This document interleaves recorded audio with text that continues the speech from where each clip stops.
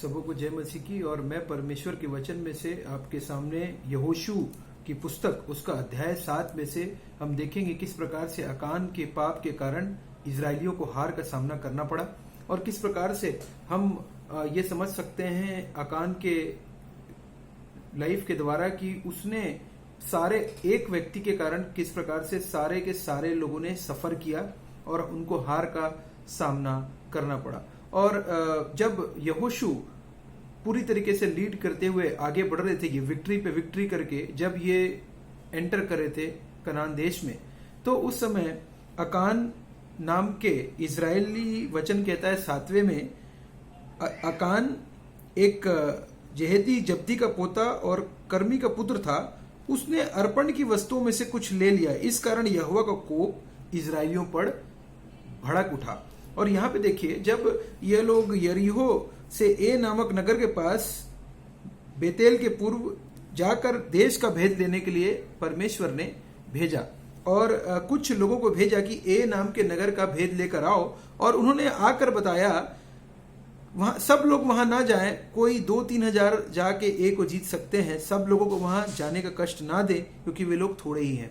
यहाँ पे देखिए, जो गुप्तचर गए हुए थे उस ए नामक नगर का पता लगाने के लिए, वो लोग आगे कह रहे हैं कि कोई 2-3 हजार बस हमारे को सेना के लोग चाहिए, सोल्जर्स चाहिए, जो कि उस कंट्री को डिमोलिश कर सकते हैं। Only 2-3,000 people we need. वो उनका ये वो इनपुट लेकर आ रहे हैं। और यहाँ पे उसके बाद क्या हुआ, और तब ए के रहने वाले, और उसके बाद उन्होंने वैसे ही किया, 3,000 पुरुष वहां गए, परंतु ए के रहने वालों के सामने से भागा। यहाँ पे देखिए, वो लोग विदाउट कंसल्टिंग द लॉर्ड, बिना कंसल्ट किए परमेश्वर से, वो लोग वहां पे लड़ने के लिए चले गए, वो लोग वॉर में चले गए। और वहां पे जाने के बाद क्या हुआ, तब ए के रहने वालों ने उनमें से कोई 36 पुरुष मार डाले और अपने फाटक से शवारीम तक उनका पीछा करके तराई में उनको मारते गए। तब लोगों का मन पिघल कर जल सा बन गया। यहाँ पे देखिए, उन्होंने बिना कंसल्ट के परमेश्वर से, बिना इच्छा जाने, बिना योजना जाने परमेश्वर की, वो लोग 3,000 लोग इजरायली लड़ने चले गए ए नगर के लोगों से, और वहां पे से वो लोग हार के आए और 36 कैजुअलिटीज हुई। 36 जो उनके सोल्जर्स थे वो मारे गए थे। और इसके पहले हमने देखा है किस प्रकार से जब परमेश्वर ने 5 राजाओं के ऊपर विक्ट्री दी थी इजराइल को, तब 5 राज्यों के ऊपर एक साथ विक्ट्री दी थी, तब उसमें से एक भी कैजुअलिटी नहीं हुई थी। 12,000 जो सैनिक थे, वो 12,000 सैनिक वहां गए थे और 12,000 सैनिक वापस आए थे बिना विदाउट एनी कैजुअलिटीज। लेकिन यहाँ पे देखिए, जब उन्होंने परमेश्वर से बिना पूछे, बिना परमेश्वर की इच्छा को जाने, जब उन्होंने ओवर कॉन्फिडेंस, अपने ऊपर कॉन्फिडेंस जब शो किया, तो उनको हार का सामना करना पड़ गया उस नगर के, ए नगर के सामने। और उस नगर के से वो लोग इसलिए हार गए क्योंकि आकान ने, एक व्यक्ति ने पाप किया था सारी इजराइल की मंडली के अगेंस्ट में, और इसीलिए वो लोग वहां से हार के आ गए।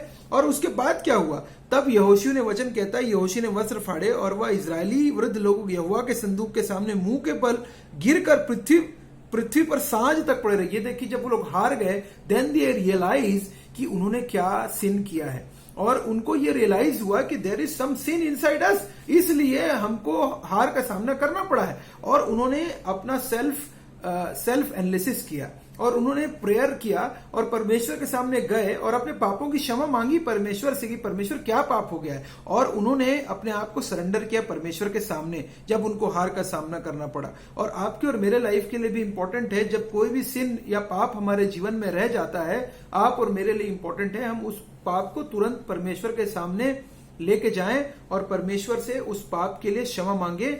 आप और मैं किसी भी समय ओवर कॉन्फिडेंट ना हो और किसी भी समय ये ना सोचें कि मैं पाप पे पाप करते जाऊं और परमेश्वर जो है मुझे नहीं देख रहे हैं। God is watching us, God is listening us and God is looking. आप और मुझको दिन प्रतिदिन हर समय जांचते हैं परमेश्वर। इसलिए ये इंपॉर्टेंट है कि हम हर समय परमेश्वर को सामने रख के कोई भी काम करें।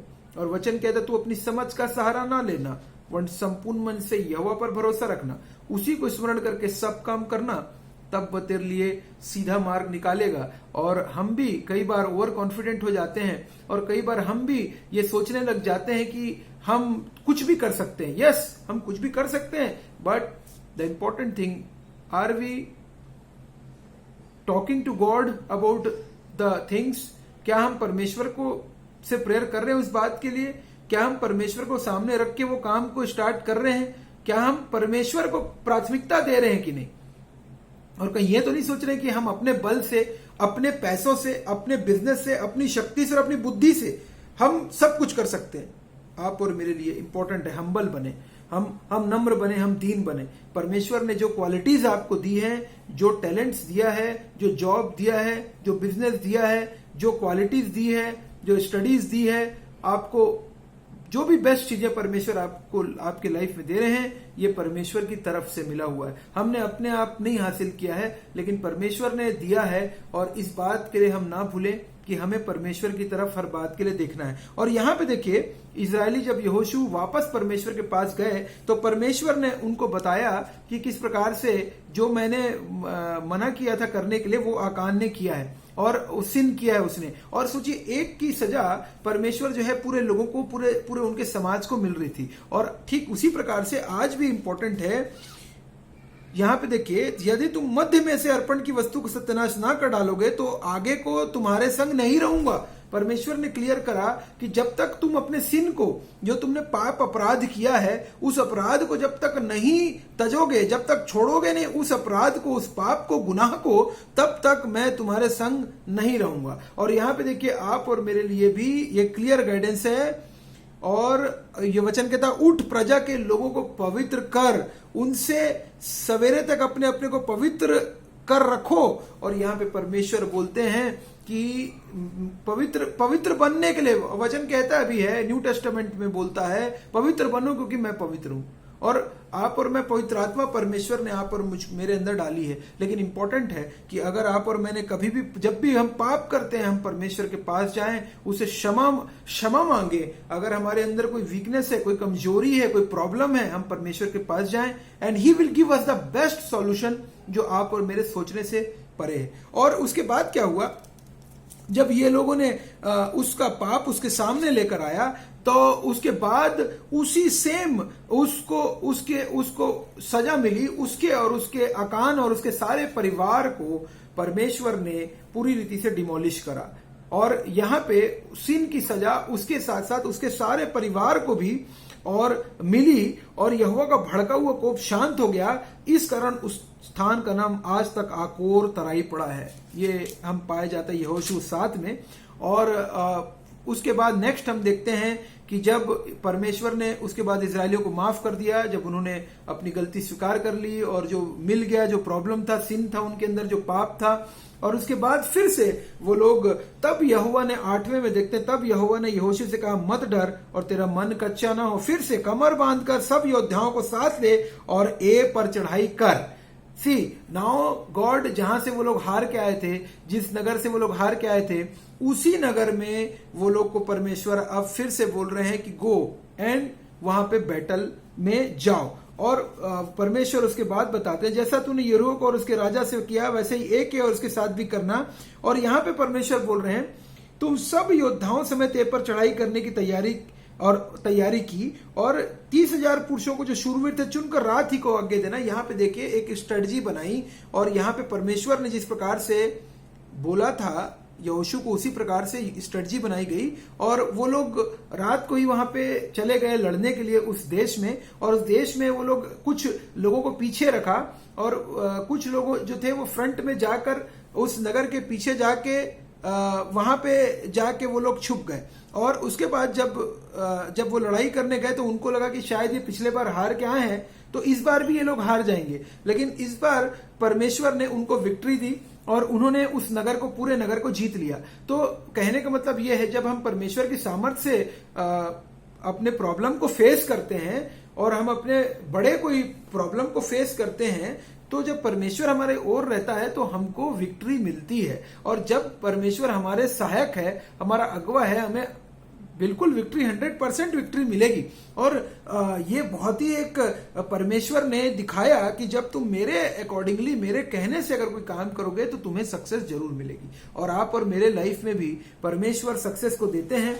और यहाँ पे देखिए, उस समय 0 कैजुअलिटीज, जब इजरायली बैटल हार गए थे, 36 लोग मारे गए थे, यहाँ पे देखिए पूरी रीति से 0 कैजुअलिटी। और यहाँ पे परमेश्वर के सामने जब रिपेंट किया, ऑल सब पीपल परमेश्वर के सामर्थ्य से उन्होंने विक्ट्री हासिल करे। हमें भी अपने प्रायश्चित करना होगा, अपने पाप को त्यागना होगा और पूरी रीति से दूर कर दें अपने शत्रुओं के साथ। और आप और मैं जब पाप को मान लेंगे, आप और मेरा परमेश्वर सारे हमारे अपराधों को, गुनाहों को क्षमा करने के लिए रेडी है। यीशु मसीह के बहुमूल्य रक्त बहाया गया है आपके और मेरे पापों के लिए, समस्त पापों के लिए। इंपॉर्टेंट है कि हम उसके पास जाएं और यीशु मसीह के लहू को, रक्त को जो उसने हमारे लिए बहाया है, उसको याद करें कि किस प्रकार से वो हमारे लिए मारा गया, गाड़ा गया, तीसरे दिन जी उठा, किस प्रकार से उसने हमें अपनी पवित्र आत्मा दिया है और अनंत अनंत काल तक का जीवन दिया है। ये बात हम ना भूलें और हम पहला स्थान हर समय परमेश्वर पिता को दें। जय मसीह की।